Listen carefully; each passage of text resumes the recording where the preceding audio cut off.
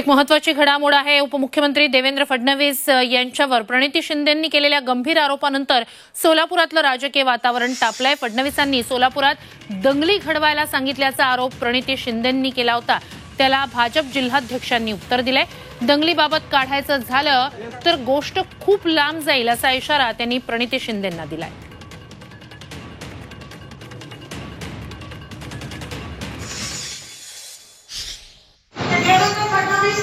आणि त्यांची सगळी पिल्लावर आपल्या सोलापुरात आलेली सांगितलेलं दंगली लावामध्ये दंगल लावणार होते 2 दिवस आधी सोलापुरात। लाज वाटायला पाहिजे, रक्तावर राजकारण करतात लोक। आज मी बोलावे का नाही बोलणार? जर आपल्या इकडे लावल्या 4 हुतात्म्यांच्या शहरामध्ये, गावामध्ये, जिल्ह्यामध्ये येऊन आपल्यामध्ये भांडण आणि दंगल लावणार होते लोक, त्यांच्या कानात सांगितलं गेलेलं।